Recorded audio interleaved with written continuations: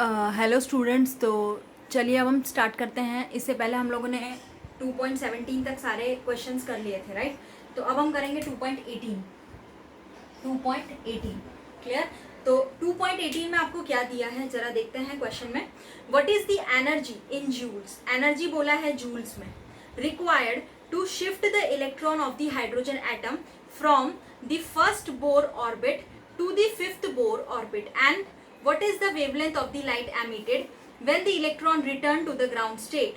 The ground state of electron की energy आपको given है, मतलब कि आपको एनर्जी पूछी है जूल के अंदर और बोला है कि required to shift the electron of the hydrogen atom, कहाँ से फर्स्ट बोर ऑर्बिट से फिफ्थ बोर ऑर्बिट की ओर शिफ्ट कर रहा है। तो what is the wavelength of light emitted, तो क्या होगा वेवलेंथ ऑफ लाइट जब when the electron return to ground state, और उसकी एनर्जी आपको गिवन है। आ रहा है समझ में। तो चलिए करते हैं इसको कैसे करना है। आपको देखो एनर्जी जो होती है वो nth बोर ऑर्बिट में एटम की क्या होती है, ये मैंने आपको बोर मॉडल से बताया था। That is -2.18 into 10⁻⁻18 clear, Z square divide by N square. ये फॉर्मूला हमने पहले भी सारे सम्स में न्यूमेरिकल्स में अप्लाई कर दिया था। ओके, अब ये फॉर्मूला अप्लाई करने के बाद जेड एटॉमिक नंबर है, ग्राउंड स्टेट की एनर्जी आपको गिवन है। आ रहा है समझ में। Z आपका एटॉमिक नंबर, एन आपका ग्राउंड स्टेट की एनर्जी। ओके, अब आपको कुछ नहीं करना, हमें क्या करना है, इसमें एनर्जी 1 to 5 लेना है। ओके, क्या लेना है 1 to 5, क्योंकि 1 फर्स्ट ऑर्बिट से फिफ्थ ऑर्बिट तक के लिए बोला है। ओके, तो इसमें आपको क्या करना है, n is equal to 1 to n is equal to 5 clear. ये बोल दिया। अब मुझे नहीं, अब यहाँ पे क्या है कि -2.18 इंटू 10⁻⁻18, z का स्क्वायर मतलब यानी 1, n का स्क्वायर मतलब 5, माइनस हमें 2.18 लेना पड़ेगा। क्यों? क्योंकि वापस हमने एनर्जी जो गिवन है उससे तो माइनस कर देंगे ना। देखो मैं बताती हूँ, देखो delta E is equal to E2 minus E1, ये एनर्जी होती है ना। तो -2.18 इंटू 10⁻⁻18 इंटू 1 स्क्वायर, क्योंकि 1 से फिफ्थ तक था इस वजह से, माइनस ऑफ 2.18 इंटू 10⁻⁻18 क्लियर। मतलब कि यहाँ पे मैंने क्या किया बेटा, E2 माइनस E1, E2 हमारे पास Z1 N5 पुटअप कर दिया, E1 ग्राउंड स्टेट की एनर्जी आपको गिवन थी तो वो रख दी हमने। आया समझ में। इसको आप कैलकुलेट करोगे तो देखो 2.18 इंटू 10⁻⁻18 और फिर यहाँ पे ब्रैकेट में आप क्या करोगे 1 माइनस 1/25 क्लियर है ना। ये 1 माइनस 1/25 इस स्टेप में हो गया क्लियर, ये बाहर ले लिया। तो that is equal to 2.18 into 10⁻⁻18, ये तो एज इट इज रहेगा। ओके, और यहाँ पे क्या होगा 24/25 एलसीएम ले लिया, याद है। अब इसकी वैल्यू क्या आ गई 2.0928 इंटू 10⁻⁻18 जूल, ये आपका आंसर आ गया। ओके, तो ये था आपका सिर्फ और सिर्फ अभी डेल्टा ई, लेकिन हमें तो क्या निकालना है, वेवलेंथ। हमें तो वेवलेंथ ऑफ एमिटेड लाइट निकालनी है ना, लैम्डा निकालना है, तो hc/e हो जाएगा क्लियर। तो 6.626 into 10⁻⁻34, 3 into 10⁻8 divide by 2.0928 into 10⁻18, ये तो यही वैल्यू आ जाएगी, हमने अभी निकाला। इसको सॉल्व करने पे आएगा 9.498 इंटू 10⁻⁻8 मीटर क्लियर हो गया। तो ये था आपका आंसर ये था आपका क्वेश्चन नंबर 2.18। तो आपने देखा ना मैंने कैसे इसको पहले डेल्टा ई करके E2 माइनस E1 कर दिया और फिर हमारे लिए थोड़ा कैलकुलेशन एकदम इजी हो गया सॉल्व करना। ओके, तो ये था आपका क्वेश्चन नंबर 2.18। चलिए अब हम देखते हैं क्वेश्चन नंबर 2.19 की ओर बढ़ते हैं। 2.19 में ये बोला गया है कि the electron energy in hydrogen atom is given by En -2.18 into 10⁻⁻18 n square joule. Calculate the energy required to remove an electron completely from the n is equal to 2 orbit. Remove करना है completely, है ना। तो what is the longest wavelength of light in centimetre में निकालना है, that can be use to cause this transition. किस type से हम करेंगे, चलो तो देखो इलेक्ट्रॉन एनर्जी हाइड्रोजन एटम का En गिवन था, हमें एनर्जी रिक्वायर्ड निकालना है, कैलकुलेट करना है। एनर्जी इलेक्ट्रॉन को हम रिमूव कर रहे हैं कंप्लीटली 2 ऑर्बिट से, तो what is the longest wavelength होगा, तो वो हम निकाल सकते हैं ऑब्वियसली। तो चलो En, ये था आपका क्वेश्चन नंबर है 2.19। En का फॉर्मूला आपको पता है ना क्या होता है, अब तो आपको याद हो जाना चाहिए अच्छे से, that is 2.18 into 10⁻18 divide by n square. Clear. अब यहाँ पे n तो क्या है 2 आ जाएगा, तो हम डेल्टा E क्या कर सकते हैं, E इनफाइनाइट से E2 डायरेक्ट इन्फिनिटी ले लेंगे ना, क्योंकि हमारे पास दूसरा कुछ ऑप्शन नहीं है, इनफाइनाइट से आएगा। तो 2.18 इंटू 10⁻18 डिवाइड में इनफाइनाइट का स्क्वायर माइनस, इसको कंप्लीट कर दो, माइनस 2.18 इंटू 10⁻18 क्लियर, डिवाइड में 2 का स्क्वायर। यहाँ तक क्लियर है? ओके। अब इसको सॉल्व करने पे आपको क्या मिलेगा, 2.18 इंटू 10⁻18 डिवाइड में 4, ये 4 माइनस 0 जूल, क्योंकि इन्फिनिटी का तो क्या हो जाता है 0 हो जाता है। यहाँ तक क्लियर है? ओके। इसको सॉल्व करोगे तो आंसर आ जाएगा आपका 0.545 इंटू 10⁻18 सॉरी 10⁻18 जूल। क्लियर। और इसको थोड़ा सा चेंज कर दोगे तो डेल्टा ई आ जाएगा 5.45, एक पॉइंट शिफ्ट कर दो तो इंटू 10⁻19 जूल, ये आपका आंसर आएगा जब अगर हम इसको डेल्टा ई शिफ्ट कर देंगे। तो आया समझ में? तो अभी तो हमने डेल्टा ई निकाल लिया, तो अब हम लैम्डा निकाल सकते हैं ना, क्योंकि वेवलेंथ पूछा था। ओके। तो देखो वेवलेंथ क्या होता है हमारे पास, hc बाय डेल्टा ई। तो h क्या है 6.626 into 10⁻34, 3 into 10⁻8 divide by delta E, यहाँ पे निकल गया 5.45 इंटू 10⁻19, यहाँ माइनस आएगा, पावर एक बार चेक कर लेना, ठीक है। तो यहाँ पे भी 18 आएगा, तो -19 हो गया। तो is equal to 3.647 into 10⁻7 metre. Okay. तो 3647 नैनोमीटर स्टेप में भी आप लिख सकते हो। क्लियर हो रहा है? तो ये था आपका क्वेश्चन नंबर 2.19। तो अब हम देखते हैं 2.20 क्वेश्चन। इसमें बहुत सारे क्वेश्चंस हैं, 2.50 जितने क्वेश्चंस हैं। आपको सारे ही क्वेश्चंस न्यूमेरिकल्स जो भी हैं वो अच्छे से करना है, वरना मार्क्स पता है ना चले जाएंगे। न्यूमेरिकल्स ऐसा है कि आप बहुत ही अच्छे से कर सकते हो, गेन कर सकते हो मार्क्स आप लोग इसी में। थियोरेटिकल भी पोर्शन अच्छे से करना है। चलो 20 वाले में क्या बोला है, 2.20 क्लियर। तो 20 में ये बोला है कि calculate the wavelength of an electron. सब में देखो आपको वेवलेंथ ही निकालना है। आप देखोगे ना ज्यादा से ज्यादा क्वेश्चन जो है उसमें H C by lambda, de Broglie ही दिखेगा आपको, हर एक में लैम्डा ही आपको दिखेगा। चलो तो निकालते हैं। Calculate the wavelength of an electron moving with the velocity of, ये मैंने इस टाइप का एक क्वेश्चन पूछ लिया था, आपको एग्जाम में भी पूछा था। Calculate the wavelength of an electron moving with a velocity of 2.05 into 10⁻7 metre पर सेकेंड। तो ऑब्वियसली इसमें कुछ नहीं करना, डी ब्रोगली लगाना है, बात खत्म। देखो lambda is equal to H upon M V. Clear. Lambda is equal to H upon M V होता है mass, M mass of particle, velocity of particle, H Planck constant होता है। तो लैम्डा हम क्या कर देंगे 6.626 इंटू 10⁻34 जूल सेकेंड। ये एच की वैल्यू आ गई। मास क्या होता है 9.1 इंटू 10⁻31 kg, इलेक्ट्रॉन का मास लिख दिया, और 2.05 इंटू 10⁻7 मीटर पर सेकेंड, ये हमारे पास वेलोसिटी गिवन थी। तो लैम्डा जो आएगा वो आपका आ जाएगा 3.548 इंटू 10⁻11 मीटर। आ रहा है समझ में? क्लियर। तो ये था आपका क्वेश्चन नंबर 2.20। चलिए अब हम नेक्स्ट क्वेश्चन की ओर बढ़ते हैं, दैट इज 2.21। ओके। तो 2.21 में देखो क्या बोला है, the mass of an electron आपको 9.1 इंटू 10⁻31 kg गिवन है। आपको देखो 2-3 वैल्यू तो याद रख लेने की। चार्ज ऑफ इलेक्ट्रॉन क्या होता है 1-1.6 इंटू 10⁻19 कूलम। ओके। मास क्या होता है, इलेक्ट्रॉन है या माइनस लगाते हो जनरली, बाकी तो हम प्लस में ही लेते हैं 1.6 करके, लेकिन इलेक्ट्रॉन है तो माइनस कर देते हैं। फिर हम मास में क्या लेते हैं 9.1 इंटू 10⁻31। इस टाइप से 2-4 वैल्यूज है आपको याद रख लेने की। तो मास ऑफ इलेक्ट्रॉन गिवन था, काइनेटिक एनर्जी बोलिए 3.0 इंटू 10⁻25 जूल। आपको वेवलेंथ निकालना है, एकदम सिंपल क्वेश्चन है। चलिए देखते हैं हम कैसे निकालना है। तो lambda is equal to H upon M V हमें गिवन है। अब देखो काइनेटिक एनर्जी इस बार हमें गिवन है, कितना गिवन है 3 इंटू 10⁻⁻, कितना 25, 3 इंटू 10⁻⁻25 है, सॉरी 3 इंटू 10⁻⁻25 आपको गिवन है, तो डायरेक्टली हम निकाल सकते हैं। ओके चलो कौन सा फॉर्मूला लगाएंगे काइनेटिक एनर्जी का, दैट इज हाफ mv²।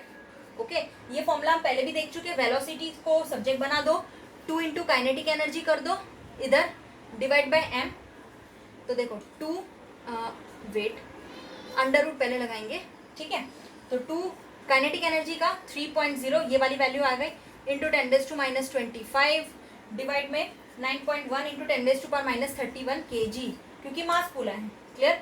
अब इसको आप सॉल्व करोगे तो आपके पास 6.5866 इंटू 10⁻⁴ इस टाइप में आएगा, तो v का आंसर आपके पास आ जाएगा 811.579 मीटर पर सेकेंड, इस टाइप में आंसर आएगा। ओके अब आपको है ना लैम्डा कैलकुलेट कर लेना है, तब तो मिल ही जाएगा, v मिल गया तो अब लैम्डा हमें इजीली मिल जाएगा। तो चलिए देखते हैं कैसे लैम्डा मिलेगा।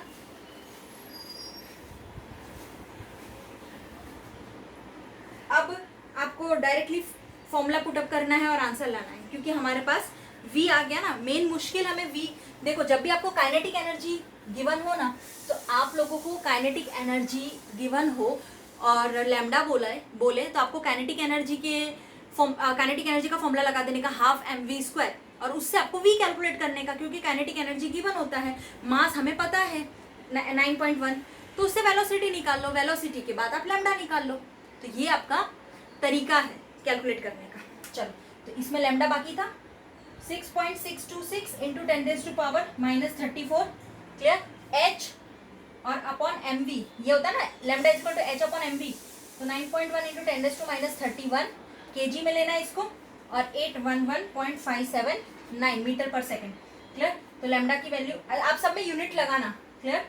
तो 8.9625 इंटू 10⁻⁷ मीटर, ये आपका आंसर आ जाएगा। तो ये था आपका क्वेश्चन नंबर 21। ओके तो चलिए अब हम क्वेश्चन नंबर 22 की बात करते हैं। क्या बोला है क्वेश्चन नंबर 22 के अंदर, पढ़ते हैं एक बार क्वेश्चन नंबर 2.22। चलो तो which of the following are isoelectronic species that is those having the same number of electrons. मैंने आपको स्टार्टिंग में आपको आइसो इलेक्ट्रॉनिक स्पीशीज किसे बोलते हैं वो आपको बताया था। तो आइसो इलेक्ट्रॉनिक स्पीशीज का मतलब ही बेटा ये होता है कि जिसमें सेम नंबर ऑफ इलेक्ट्रॉन्स हो। आया समझ में, है ना, ये मैंने आपको पहले बताया था ना, जिसमें same number of electrons present हो। जैसे कि आपको इसमें 2 4 5 एग्जाम्पल दे के रखे हैं। देखो Na पॉजिटिव, सोडियम पॉजिटिव है, फिर K positive, Mg+2, calcium +2, S-2, argon. Clear? ये 2 4 एग्जाम्पल आपको अच्छे से इसमें गिवन है। अब आपको आइसो इलेक्ट्रॉनिक स्पीशीज का मतलब ही होता है सेम नंबर ऑफ इलेक्ट्रॉन।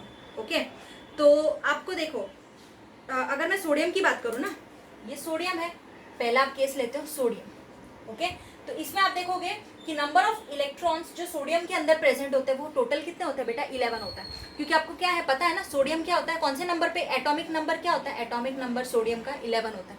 तो नंबर ऑफ इलेक्ट्रॉन्स भी उतने प्रेजेंट हुए, है ना। और number of electrons in sodium positive अगर इसमें बोला है हमें, दैट मीन्स 11 - 1 यानी कि 10 हो गया।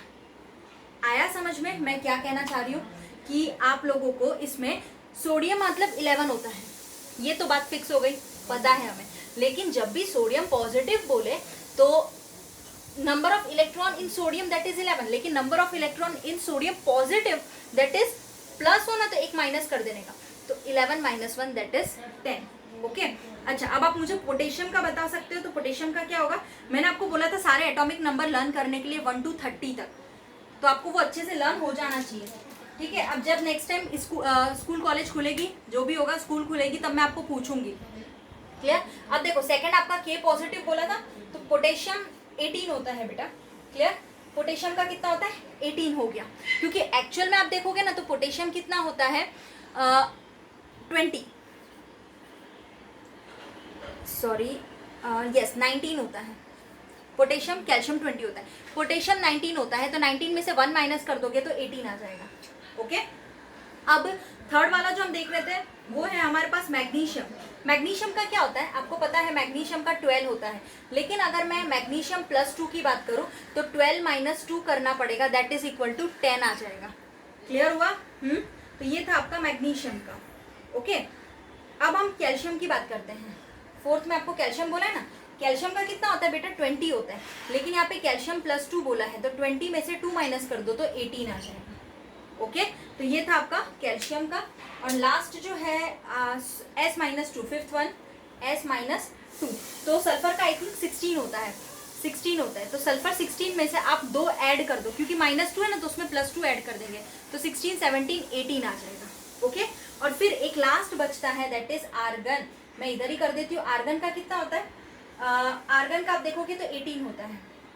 क्लियर? आर्गन कितना होता है 18 होता है, तो आर्गन का तो सिर्फ 18 ही लिखना है, बिकॉज यहाँ पे सिर्फ प्लस माइनस कोई चार्ज नहीं है, तो डायरेक्ट 18 लिख देंगे। आया समझ में अच्छे से? तो ये था आपका क्वेश्चन नंबर 22। तो अब हम देखेंगे क्वेश्चन नंबर 23। तो चलिए देखते हैं क्या बोला है 23 में। 2-2, 3-3 बार प्रैक्टिस करो बेटा तो ही आएगा, वरना नहीं आएगा। अभी मैं बोल रही हूँ, थोड़ा लाइटली मत लो, बिल्कुल भी इसको लाइटली मत लो आप लोग। क्लियर? अच्छे से प्रैक्टिस करो, तब कोई डाउट हो तो पूछते रहो। 23 में बोला है right the electronic configuration of the following ions. आपको H+ का लिखना है, Na+ का लिखना है, O-2, F-। आई थिंक मुझे ऐसा लगता है कि अब आप लोग लिख सकते हो, लेकिन मैं फिर भी डिस्कस करूंगी। ओके, चलिए। तो H+ आयन का बोला है इलेक्ट्रॉनिक कॉन्फ़िगरेशन लिखने के लिए, सॉरी H- आयन का बोला है। यस, H- आयन का आपको इलेक्ट्रॉनिक कॉन्फ़िगरेशन लिखना है ना। तो आपको पता है हाइड्रोजन एटम का इलेक्ट्रॉनिक कॉन्फ़िगरेशन कितना होता है 1s1, और नेगेटिव चार्ज है स्पीशीज पे, है ना। Indicate the gain of an electron, अगर नेगेटिव होता है तो क्या होता है +1 ऐड हो जाता है ना। इस वजह से उसका इलेक्ट्रॉनिक कॉन्फ़िगरेशन अब 1s2 हो जाएगा। आया समझ में मैं क्या कह रही हूँ? Question number 23। ओके, देखो आपको H- के लिए बोला था, जनरली आपको 1s1 पता है हाइड्रोजन के लिए होता है, लेकिन यहाँ पे माइनस है तो क्या करेंगे 1s2 हो जाएगा। एक एक्स्ट्रा माइनस है, इस वजह से क्या होता है एक गेन ऑफ इलेक्ट्रॉन हो जाता है, तो 1s2 इलेक्ट्रॉनिक कॉन्फ़िगरेशन हो गया। बी वाले में आपको सोडियम पॉजिटिव बोला है। क्लियर? अब आपको देखो सोडियम का इलेक्ट्रॉनिक कॉन्फ़िगरेशन क्या, मतलब 11 नंबर है टोटल इसका, है ना। तो सोडियम आपको क्या करते हैं, देखो 1s2, 2s2, 2p6, 3s1, इतना तो आपका सिर्फ और सिर्फ नियॉन हो गया बेटा। इतना तो आपका कौन हो गया, नियॉन। 6, 7, 8, 9, 10 नियॉन हो गया। 3s1 लेते हैं। ओके, इस स्टेप में हम लेते हैं ना। आ रहा है समझ में? यस और नो? ये हमारा सोडियम हो गया, लेकिन अभी हमें क्या बोला है, इसमें सोडियम पॉजिटिव लेना है। तो सोडियम पॉजिटिव लेने के लिए हमें एक S से माइनस कर देना पड़ेगा, है ना। तो अब आंसर होगा 1s2, 2s2, 2p6, सिर्फ और सिर्फ इतना ही बचेगा, क्योंकि 3s तो क्या हो गया 0। क्लियर? आया समझ में? ओके, क्योंकि प्लस था तो एक माइनस कर देंगे s में से, तो अब ये हो जाएगा 3s0। क्लियर? आई होप आपको ये अच्छे से क्लियर हो गया होगा। आप ऐसे भी लिख सकते हो इसको 3s0, अगर आपको ऐड करना है, नहीं लिखोगे तो भी चलेगा, तो 3s0 आप कर सकते हो। अब नेक्स्ट सी वाले में देखो क्या बोला है, O-2 आयन। O-2 ऑक्सीजन का कितना होता है 1s2, 2s2, 2p4, देखो 4, 4, 8 हो गया 8। अब इसमें 2 नेगेटिव हैं, 2 नेगेटिव है, तो क्या करेंगे फाइनल क्या होगा, O-2 का क्या होगा 1s2, 2s2, 2p2, 1s2 sorry 2p6 हो जाएगा। क्यों? देखो 1s2, 2s2, 2p4, 4, 5, देखो ऑक्सीजन 8 होता है, 8 होता है, तो 4, 5, 6, 7, 8, तो ये तो ओरिजिनल था इलेक्ट्रॉनिक कॉन्फ़िगरेशन, लेकिन अब ऑक्सीजन -2 आ रहा है, तो हम क्या करेंगे इसमें 2 ऐड कर देंगे। तो देखो 1s2 as it is, 2s2 as it is, 2p4 में 2 ऐड करने पे 2p6 आ गया। तो इस स्टेप में इसका इलेक्ट्रॉनिक O-2 का इस स्टेप में बनेगा। आपको ये एग्जाम में पक्का आता है, हमेशा आता है, तो आपको बनाना आना चाहिए। डी वाले में देखो क्या बोला है F- आयन। F- मतलब फ्लोरीन। फ्लोरीन का आपको इसलिए मैंने आपको बोला था सारे इलेक्ट्रॉनिक कॉन्फ़िगरेशन अच्छे से रट्टा पोपट अच्छे से, यानी रटना तो पड़ेगा ही, यानी रट्टोगे मतलब आप लोगों को इसमें क्या करना है, देखो ज़्यादा से ज़्यादा आपको क्या करना है, कि 1s है, 2s है, 3s है, 3p, 3d, 3s, 3p, 3d, 4f। 4f तो ज़्यादा पहुँचते ही नहीं है वैसे भी, लेकिन जितना है उतना तो आपको लर्न करना ही पड़ेगा ना, हर एक इलेक्ट्रॉनिक कॉन्फ़िगरेशन हर एक एटम के लिए। आ रहा है समझ में? तो ये आपको ध्यान रखना है। F माइनस आयन है, इसलिए मैंने आपको बोला इलेक्ट्रॉनिक कॉन्फ़िगरेशन अच्छे से पढ़ो, अच्छे से पढ़ो। F माइनस आयन है, उसके लिए आपको पता है फ्लोरीन में 1s2, 2s2, 2p5। देखो 5, 6, 7, 8, 9, 9 होता है ना, बिकॉज फ्लोरीन क्या होता है, 9 होता है। अब यहाँ पे फ्लोरीन माइनस के लिए निकालना है, तो एक माइनस कर दो, तो 1s2, 2s2, 2p4 इस स्टेप में आ गया। क्लियर? आ रहा है समझ में?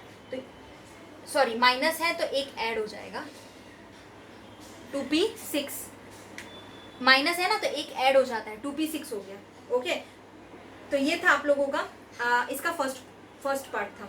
सेकेंड पार्ट में बोला है what are the atomic number of element whose outermost electron are represented by 3s1 पहला ऑप्शन, 2p3 दूसरा, थर्ड जो बोला है 3p5 बोला है। ओके, तो चलिए देखते हैं हम इसमें क्या करना है। सबसे पहले 3s1 की बात करते हैं सेकेंड वाले पोर्शन के अंदर। फर्स्ट 3s1, तो इसका अगर इलेक्ट्रॉनिक कॉन्फ़िगरेशन कंप्लीट करते हैं तो उसमें आपको पता है कि कंप्लीटिंग द इलेक्ट्रॉनिक कॉन्फ़िगरेशन, तो देखो 1s2, 2s2, 2p6, फिर आता है 3s1।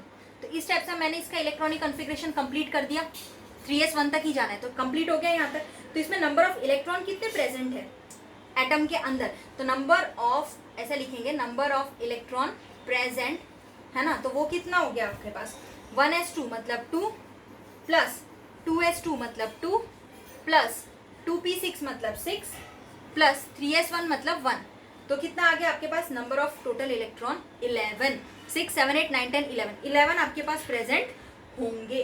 आया समझ में? इस टाइप से आपको एटॉमिक नंबर एलिमेंट का आपको इसका मिल जाएगा 11। क्लियर? चलो बी वाले पार्ट में हम देखते हैं, और भी 2-3 बोले हैं वो आपको ध्यान लेना है, ध्यान दे देना है थोड़ा सा। बी में आपको क्या बोला है, 2p3, तो 2p3 आप कैसे कंप्लीट करोगे मुझे बता सकते हो? 2p3 कैसे कंप्लीट करेंगे, तो 1s2, 2s2, 2p3 इतना ही लिखोगे, कंप्लीट हो गया। तो number of electron present in an atom, कितने electron number of electron present होंगे, तो 1s2 का 2, 2s2 का +2, 2p3 का +3, तो 3 + 2 + 2 दैट इज इक्वल टू 7। तो एटॉमिक नंबर जो एलिमेंट का प्रेजेंट होगा वो बनेगा 7।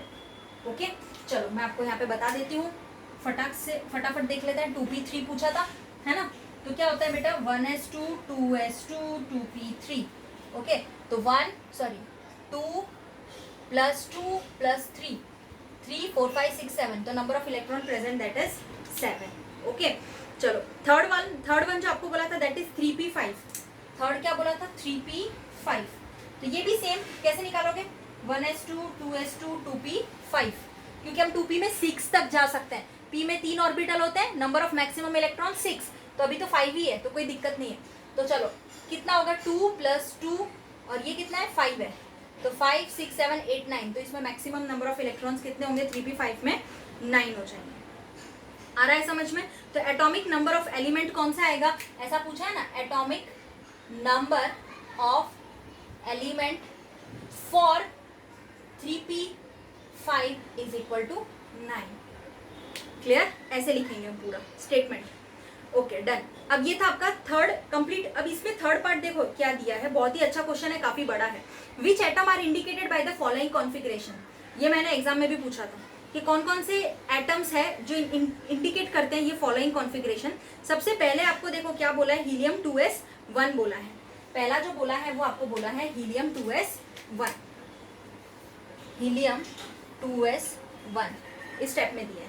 क्लियर? तो देखो हीलियम 2s1 का मतलब क्या होता है बेटा, हीलियम का मतलब आपको पता है कि 1s2 हो गया और ये कितना है 2s1 है ना, तो 1s2 2s1, तो एटॉमिक नंबर एलिमेंट का क्या हुआ, एटॉमिक नंबर एलिमेंट का 2 + 1, तो कितना हुआ 3 हो गया है ना। अब आपको पता है 3 जो आता है वो किसके लिए आता है, लिथियम, तो आंसर आएगा lithium.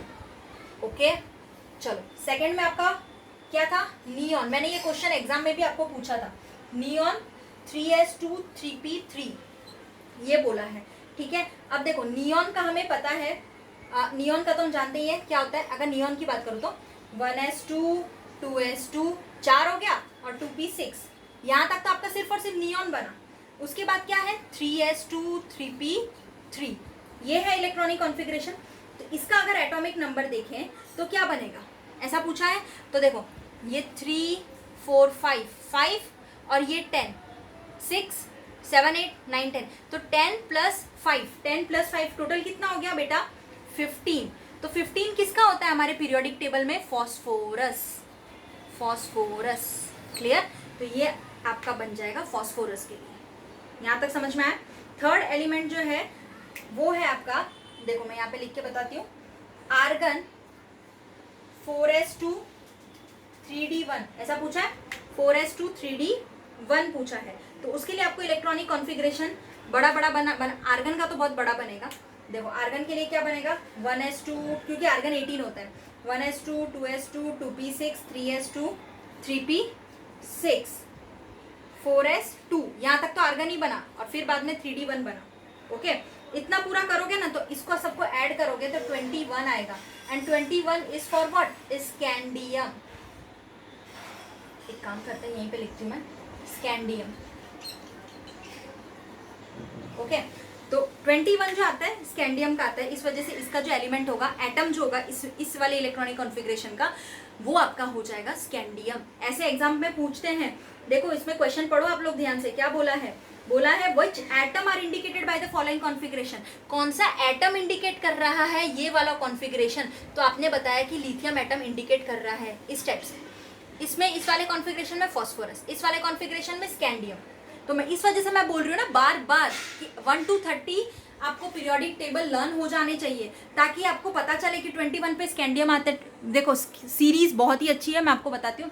Scandium, titanium, vanadium, chromium, manganese, iron, cobalt, निकल, कॉपर, जिंक, ऐसे 21 to 30 तक बाय हार्ट है। इस टाइप में आपको करना है, आपको अभी आगे नहीं करना। 30 तक तो आप बाय हार्ट लर्न करो, उसके बाद फिर धीरे धीरे बेटा आपको है ना डी ब्लॉक के एलिमेंट्स हैं, यानी 21 to 30 डी ब्लॉक के एलिमेंट्स ही है। और उसके बाद एफ आएगा, एफ के तो और भी खतरनाक एलिमेंट्स हैं। तो जब आप डी का अच्छे से करोगे तभी तो कर पाओगे। ओके तो ये था, मतलब 1 to 30 तक करोगे तभी आप आगे अच्छे से लर्न कर पाओगे। 23 था ये क्वेश्चन। अब हम आगे बढ़ते हैं, दैट इज क्वेश्चन नंबर 24 की ओर। चलिए देखते हैं क्वेश्चन नंबर 24 में क्या बोला है। What is the lowest value of n, आपको लोवेस्ट वैल्यू n की निकालनी है, that allow g orbital to exist, यानी कि आपको लोवेस्ट वैल्यू जो है n का निकालना है, वो आपको अलाउ करेगा g ऑर्बिटल एग्जिस्ट कराने में। तो g ऑर्बिटल का मतलब क्या हुआ, समझ लो g ऑर्बिटल का मतलब क्या हुआ, l is equal to 4, because आप थोड़ा ध्यान दो क्वांटम नंबर में, है ना, उसमें आप ध्यान दोगे। तो for any value of n of principal quantum number the azimuthal quantum number l से डिनोट करते हैं, और उसकी वैल्यू जो होती है वो होती है फ्रॉम 0 to n-1। समझ में आ रहा है। एजीम्यूथियल में क्या करते थे, l लेते थे ना, फ्रॉम 0 to l-1। तो यहाँ पे आपको वैल्यू क्या लेनी है, लोवेस्ट बोला है, ठीक है। तो लोवेस्ट में सबसे पहले लोवेस्ट वैल्यू ऑफ n में दैट अलाउ g ऑर्बिटल, तो उसमें l इज इक्वल टू 4 आएगा, और मिनिमम वैल्यू जो होगी आपकी वो n इज इक्वल टू 5 तक आएगी। क्लियर है ना। चलिए देखते हैं इसमें कैसे करना है। 24 में देखो कुछ नहीं करना हमें, आपके पास g ऑर्बिटल के लिए बोला था, किसके लिए बोला था, g ऑर्बिटल के लिए, है ना। तो इसमें l क्या होता है 4। ओके जब हमारे पास g ऑर्बिटल एग्जिस्ट करता है 4 पे, तो हमें पता है कि l to n-1 इस स्टेप में हमारे पास एजीम्यूथियल आता है फ्रॉम 0 to n-1 इस स्टेप में आता है। क्लियर है ना। तो अगर L4 है तो हमारे पास मिनिमम वैल्यू जो होती है ट्रांजिशन की वो आपके पास 5 तक जाती है, n is equal to 5। Clear. तो ये था आपका आंसर। अब आता है क्वेश्चन नंबर 25 में क्या करना है आपको। क्वेश्चन नंबर, अगर आपको नहीं समझ में आया तो मुझसे पूछ लेना, कोई दिक्कत नहीं है। L0 से चालू करते हैं, लेकिन यहाँ पे क्या हो जाएगा n-1 तक जाता है। ओके तो ये आपकी मिनिमम वैल्यू आ जाएगी, दैट इज व्हाट 5। क्लियर। अब 25th क्वेश्चन पे हम जाते हैं। क्या है, an electron is in one of the 3D orbital. An electron is in one of the 3D orbital, किसी भी एक 3D ऑर्बिटल का बोला है। Give the possible value n l ml for the electron. Clear. ये बहुत ही important question है, 1 mark में आता है। तो आपको किसके लिए बोला था बेटा, 3D ऑर्बिटल के लिए बात की गई थी, है ना। तो इसमें प्रिंसिपल क्वांटम नंबर जो आएगा वो n1 आपका 3D के लिए यानी 3 हो गया। एजीम्यूथियल क्वांटम नंबर जो आएगा वो आपके आ जाएगा 2, है ना। और मैग्नेटिक क्वांटम नंबर जो आएगा, मैग्नेटिक क्वांटम नंबर जो आएगा वो आपका 3 की बात है ना, तो आप क्या sorry L is equal to 2 की बात है ना। तो आप क्या करोगे, इसमें डायरेक्टली ले लोगे -2 -1 0 +1 +2, यहाँ तक आपका चला जाएगा मैग्नेटिक क्वांटम नंबर। आ रहा है समझ में, क्लियर हो रहा है, ये आपका मैग्नेटिक क्वांटम नंबर हो जाएगा। ओके चलिए अब हम नेक्स्ट क्वेश्चन करते हैं, दैट इज 26। ये आपको 3D ऑर्बिटल से पता चल गया है ना कि प्रिंसिपल क्वांटम नंबर यानी 3 ले लेंगे, L2 ले लेंगे और उसके बाद आप मैग्नेटिक क्वांटम नंबर ले सकते हो -2 +2। ओके अब हम करते हैं क्वेश्चन नंबर 26। क्वेश्चन नंबर 26 में क्या बोला है, an atom of an element contains 29 electron and 35 neutrons. यानी कि एक एटम है जिसमें एलिमेंट मतलब एटम का एलिमेंट बोला है जिसमें 29 इलेक्ट्रॉन्स की बात करी गई है और 35 न्यूट्रॉन्स की बात करी गई है ना। अब डिड्यूस, पहला द नंबर ऑफ प्रोटॉन निकालना है, सेकंड में द इलेक्ट्रॉनिक कॉन्फ़िगरेशन बताना है। 2 चीज है इसमें, ठीक है। चलिए तो इसमें पहले आपको देखो क्या करना है, for an atom to be neutral, किसी भी एटम को न्यूट्रल बनाने के लिए number of proton is equal to what, number of electron होना चाहिए। तो यहाँ पे नंबर ऑफ प्रोटॉन एटम के अंदर 29 गिवन है, तो पहला आपका 29 हो जाएगा। फर्स्ट में जो है वो आपका 29 हो गया। और इलेक्ट्रॉनिक कॉन्फ़िगरेशन 29 को कैसे करोगे आप लोग, और बोला है ना डिड्यूस नंबर ऑफ प्रोटॉन, तो 29 हुआ। और इलेक्ट्रॉनिक कॉन्फ़िगरेशन 29 के लिए सेकंड में तो 1s2 2s2 2p6 3s2 3p6 4s2 3d10, 4s2 के बाद आपका क्या आता है 3d10। क्लियर हो गया है ना। तो ये था आपका इलेक्ट्रॉनिक कॉन्फ़िगरेशन। ओके तो 26 क्वेश्चन तक हम करते हैं, नेक्स्ट टाइम हम 27 से स्टार्ट कर देंगे। तब तक के लिए इतने सारे क्वेश्चंस जो मैंने करवाए हैं वो अच्छे से प्रिपेयर करिए। ओके कोई भी डाउट हो तो आप मुझसे पूछ सकते हैं। Thank you so much.